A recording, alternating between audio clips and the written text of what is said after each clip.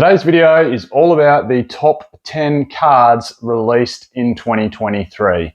Now, I've said this before in the last couple of videos, it's been a big year for Pokemon cards. 2023 has been a bit of a belter. We've had 6 English sets launched, starting with the final Sword and Shield set, Crown Zenith, and starting off with the Scarlet and Violet era. So it's been a massive year. And I suppose this list, I really want to put the investment hat on when it comes to it. And starting off that conversation, well, actually, before we do, if you haven't subscribed, we're not going anywhere. I'm going to keep doing videos coming through 2024 and onwards. That's the plan. Let's grow this channel and community as big and as good as we can. So if you haven't subscribed, please do so. It'd be great to hear from anyone in the comments, and it'd be great to catch up on each video. Anyway, moving along. Singles and 2023. So I mentioned about putting the investment hat on. When it comes to singles, I don't really see it as an investment tool for myself. Now, others might. Others would love to buy. Look, I've mentioned plenty of ways that you can make money off singles. You know, you might buy bulk collections and split them out and sell them individually. You might buy cards to then grade and then sell to profit off it. You might just hold for the long term and hope it goes up. So there's ways and means that you can certainly make money off singles, and people are hugely successful with it. For me, I sort of see it as a bit of the penny stock of the Pokemon card investing world. Like, it could prove to be really fruitful, or it could prove to sit dormant for a long period of time, or lose your money relatively quickly in some cases if we look at some cards. So for me, when it comes to singles, I just buy what I like. If it happens to go up, so be it. For me, singles is all about collecting. It's not about investing.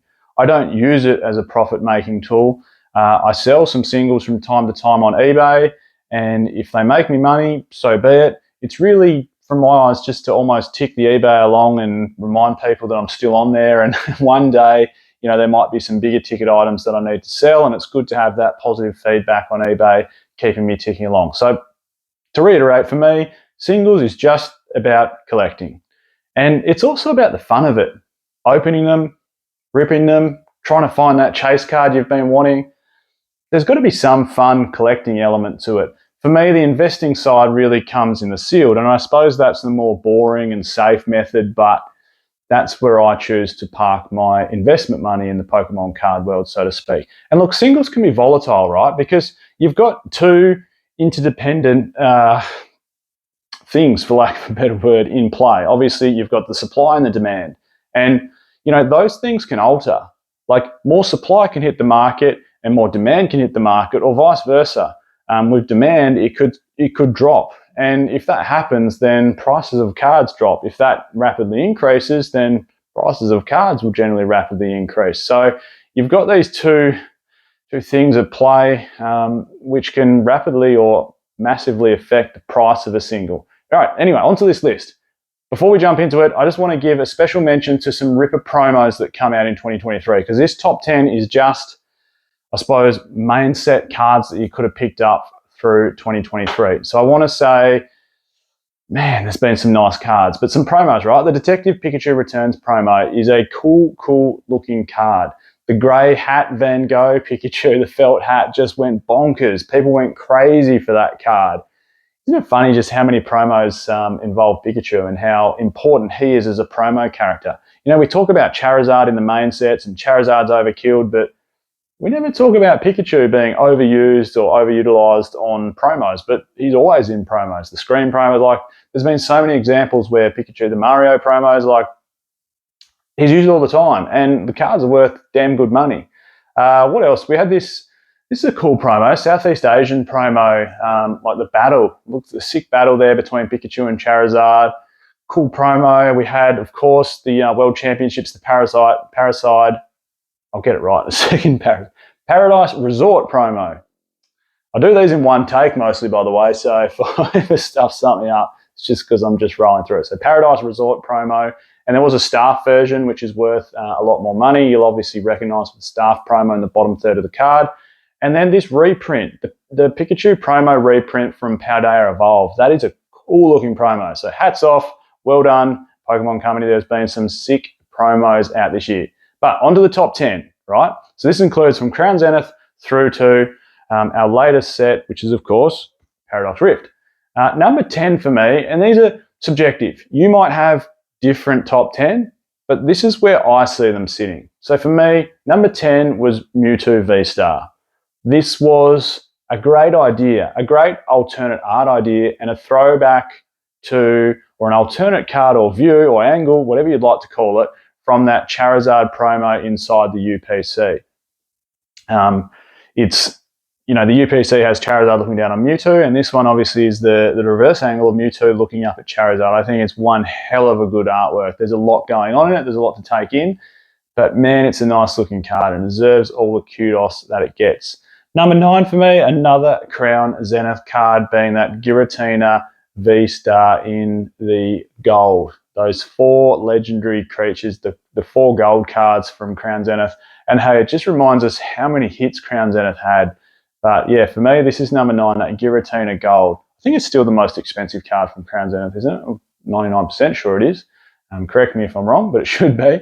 Number 8, Charizard. Like I said, he gets overused a lot in main sets, but it was a big chase card for a lot of people. Pull rates seem to be a lot better, but the Charizard EX special illustration rare from Obsidian Flames. Threw a different spin on it, that Terra form of Charizard.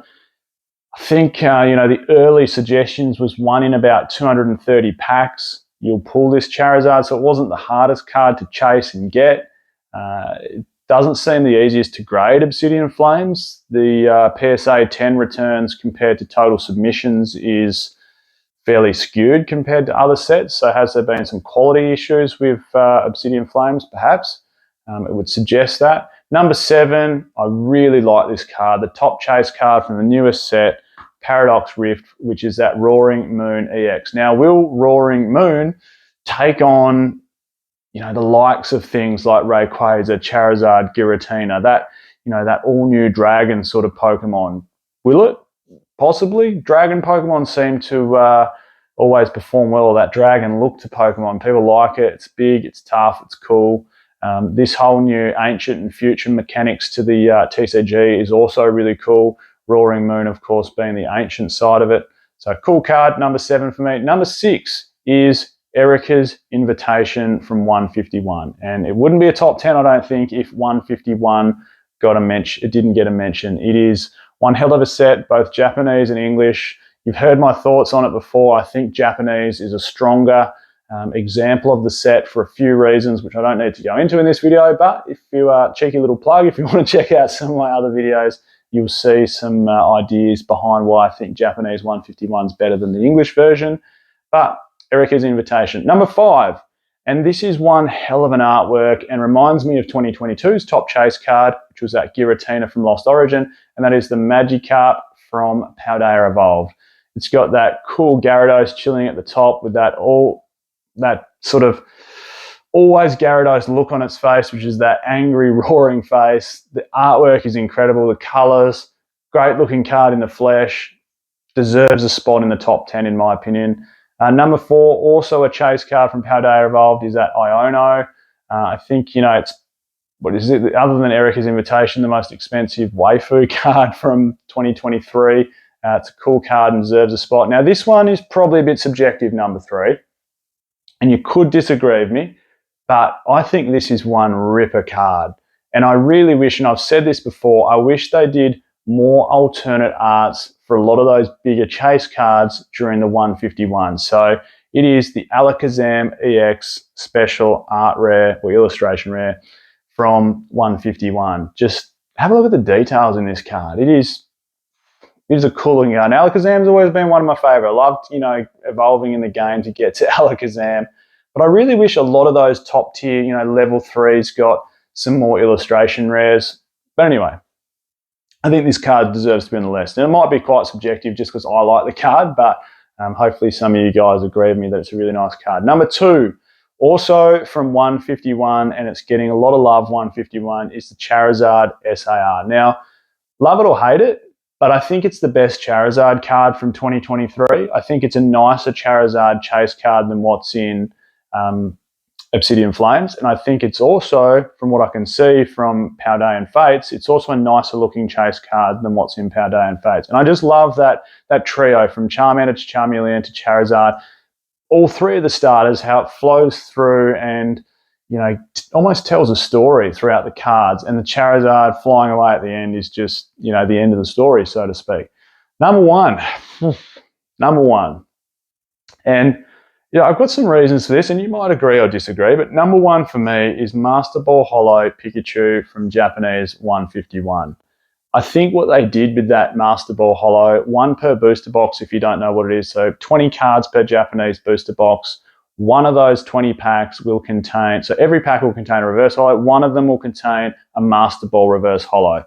And if you think about the number of different opportunities with Pokemon and trainers that you've got, the odds of pulling an individual Pokemon, so Pikachu, and I've done it again, I've done a video on the odds of this, so go check it out, is incredibly slim, which makes them an extremely rare card. Almost similar to, and again, I've done a video on this, similar to the old school Firework Holo from the Legendary Collection. In fact, your odds of pulling an individual Firework Holo from Legendary Collection is better than pulling an individual Holo from Japanese 151. I think this is a hugely sought after card. I love what the company has done with this this method behind the Master Ball Holos. I think it's going to capture people's imaginations for years to come. And the chase is well and truly on. I like the idea of the chase. Give us a chase. Give us hard cards to pull. Make things rare. That's my top 10. By all means, if you have some sort of different card that you think should have made it into the top 10, please let me know down below. Great to chat to you guys again. Always love talking to you in the comments. By the way, when it comes to, and if you're still watching by this point, and in fact, I probably should have said this at the start of the video, but if you ever want to become a member of the channel, I've put an extra perk in there just to say that, like, my email's listed in there. And if you become a member of the channel, I suppose you've got to feel like you're getting something for your money. And I'd like to feel like you are getting something for your money. So if you have some more direct questions, around strategies for your Pokemon card investments, both singles and particularly sealed collections, and maybe a direction I could help point you in, that's one thing you're going to get from being a member is you can send me a direct email.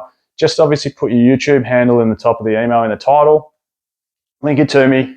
It's all written in the member status, and then I don't think it's very much, $3 a month or something. You can ask me anything you like. If I can help make you some money, great.